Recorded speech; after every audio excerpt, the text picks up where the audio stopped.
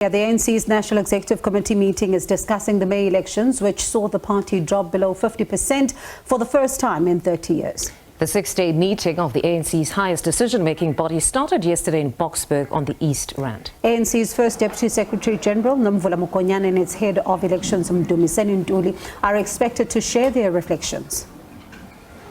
And earlier, Secretary General Fikile Mbalula said the outcomes of the NEC meeting would be tabled at its Lekgotla starting on Sunday. We'll stay with this particular story and speak to SABC News Political Reporter Samkele Maseko, who's been tracking these developments for us. Samkele, of course, we'll get to the developments around the GNU shortly, but the reflections on the elections are quite critical given the party's performance at the polls, and things are likely to be tense, especially given how the ANC performed. Indeed, Bongiwe, things have been tense, particularly around the report that has been tabled by the head of the elections, Mdumiseni Ntuli, and the chairperson of the elections, and also the Deputy Secretary General of the ANC, Nomvula Mokonyane, looking at a myriad of issues as to why the ANC dipped under 50% and dropped that 17%, which 14% of that 17% went to the MK party. That report by Mdumiseni Ntuli does speak about the Jacob Zuma factor, taking it back to when the ANC votes surged in the province of KwaZulu-Natal, and when they started nosediving back in 2016, when the ANC lost all of the critical metros within the country. That would be Nelson Mandela Bay, city of Joburg, Ekurhuleni, and also Tshwane as well. That was also deliberated upon and looked at, and also the voting patterns, and also the ethnic mobilization that has been taking place across the country, and also that announced the Hlangana Zulu slogan of the MK party, which speaks to that ethnic and tribalistic vote that is there as well. So these are some of the issues that are tabled in that report compiled by Mdumiseni Ntuli, and also the issue of the lack and trust deficit that is there between the ANC and the electorate within the country, particularly South Africans not trusting the ANC when it comes to the issue of resolving the energy crisis. Why now, when it's just 3 months before the elections? Resolving those areas in Soweto where the transformers had blown up as well. And Samkele, I suppose it's no surprise then, as they are now looking to strengthen their machinery in the province of KwaZulu-Natal, and another province, of course, of focus is Gauteng.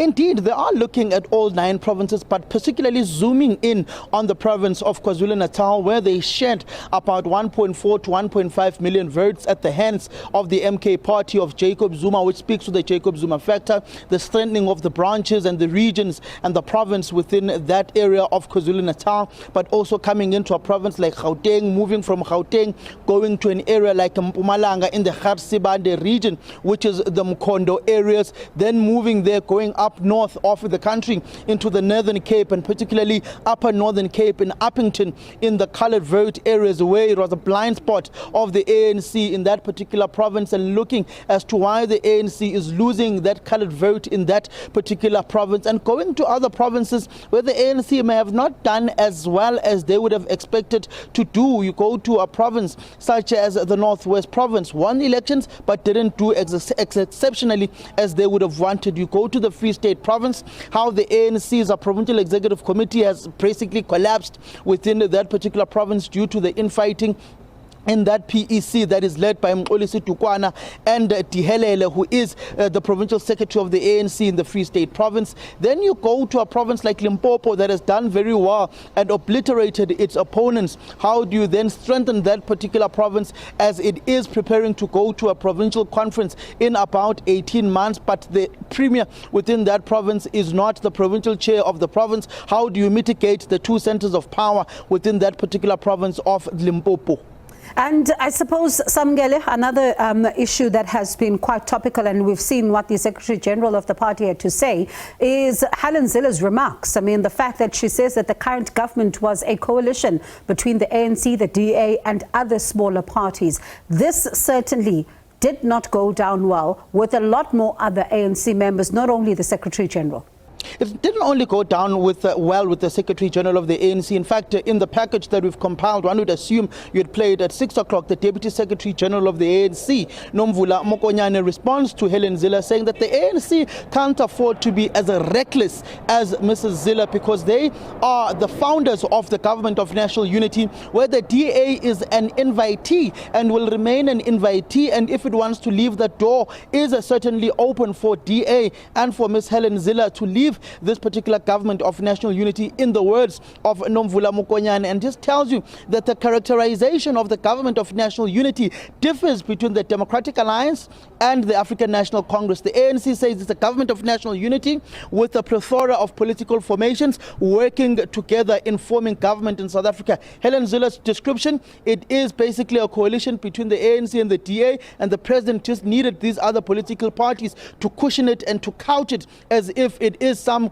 Government of National Unity, to avoid the characterization of an coalition rather of the ANC and the Democratic Alliance. So the ANC being rather respectful in this particular manner, a bit mature in saying that they will not be reckless, they will not have a spat with the Democratic Alliance in public, but they are cautioning the Democratic Alliance against reckless statements. And Samkele, briefly then, are we expecting any impromptu briefings tonight or tomorrow?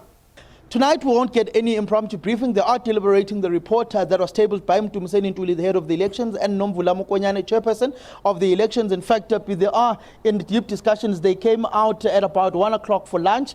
At 2 o'clock they went in. They've been inside since. I've seen a few NEC members walking about, but since then all of them are locked inside deliberating this particular report on the causes as to why the ANC dipped under 50%. But one doesn't have to look far. The first issue is Jacob Zuma. He solely dropped the ANC under 50% with his 14% of the MK party, because if they had not existed, hypothetically speaking, the ANC would be at about 53-54% without an MK party. They would still be the governing majority party above 50%. But Jacob Zuma, their erstwhile president, whom they have now expelled from the organization, certainly dipped them single-handedly under 50%.